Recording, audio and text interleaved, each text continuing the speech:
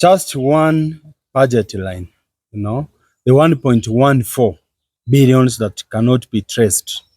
People have been paid, but in the payroll, the total amount executed by the payroll that was provided lagged 1.14 billion. If that money was available, it would have paid 600 intern doctors for 1 year. And you know what that means to service delivery. That's just one. And then you hear that we are saying we don't have money to pay doctors to return to work. That's where the paradox lies. Now, as NACSOV, Nakuru County Civil Society Forum, we know the county assembly is obligated by law to act on the Auditor General's report for the county government. Unfortunately for us, you realize even in this report, they've been flagged out as having been bribed, and I'm using this word very intentionally. Why would the executive give the assembly money, yet we know that by law, the assemblies run their own budgets? And you know what they call this? Facilitation. Yeah? What were they being facilitated for? So that's what I call bribery.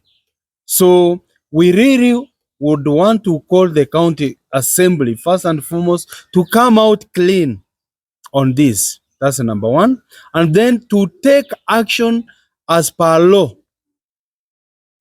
to investigate and make public their findings on the report.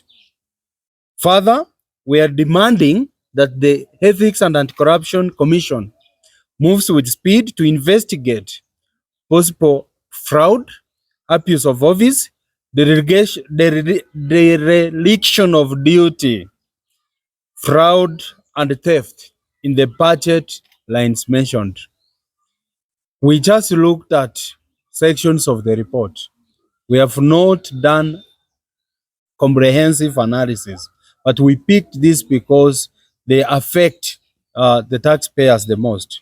So it's our call to EACC, since we do not expect the County Assembly of Nakuru to do anything substantive, to investigate and bring to book those found culpable to have been involved in any practices that defrauded you and I of our hard-earned tax money.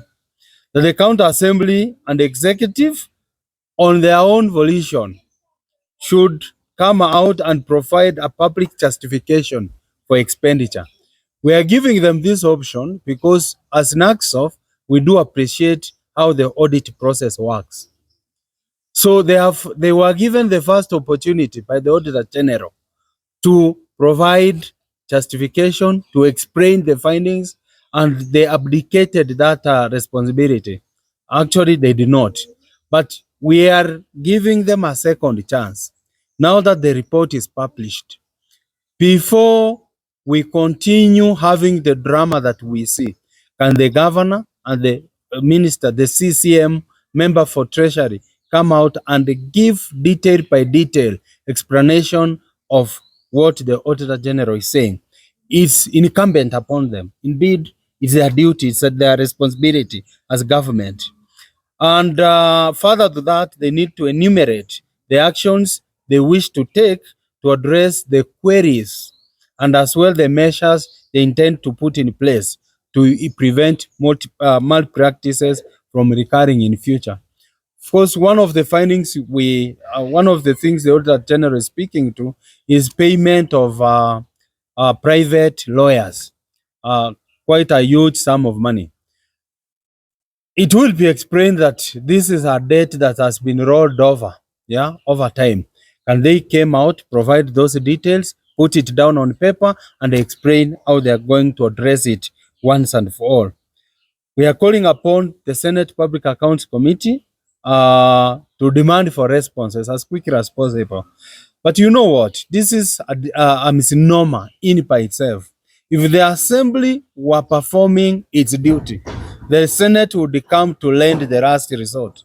But now as NACSOF, we are left with no option than to We ask the Senate to come to the ground and engage and institute an investigation as would ensure that these malpractices being pointed out are brought to an end.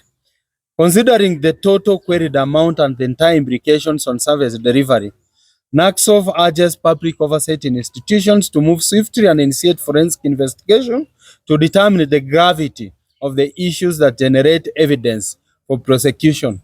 You know, we are good at punching the air. Yesterday, there was this very sad conference in Nairobi discussing the wage bill that ended up discussing fake certificates. So we waste the little we have, then we start creating ghosts and then fighting those ghosts. So what we are demanding of all public oversight institutions collectively is to act in concert with each other and to ensure public finance violations of the Public Finance Act, public finance regulations are brought to an end, if only to save the Kenyan taxpayer from the burden of wastage. So on our part as NACSOV, we are going to keep a keen eye on this.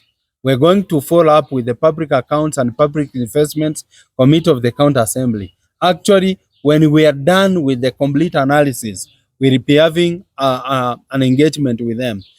Through the Citizen Accountability Audit of the Supreme Auditing Institution, we are also going to engage the Auditor General's Office and recommend specific actions for Nakuru County, tailored for Nakuru County.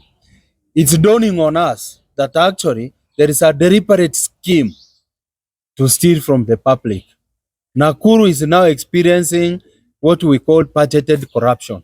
They put money close to their mouths, and then because of their ineptitude, they forget we are all stupid. And also they seem to be saying that the Auditor General cannot read between the lines, which is unfortunate. So we'll continue following up on this, and in the fullness of time, if need arises, and because this is an agenda we have, a national agenda, we will consider joining hands with colleagues, other CSO forums across counties, if necessary, to institute legal action. What we want to do is to test public interest litigation. How can we enforce public finance regulations so that the Kenyan taxpayer is saved from the greed of our leaders? So we now invite you to raise any questions with us.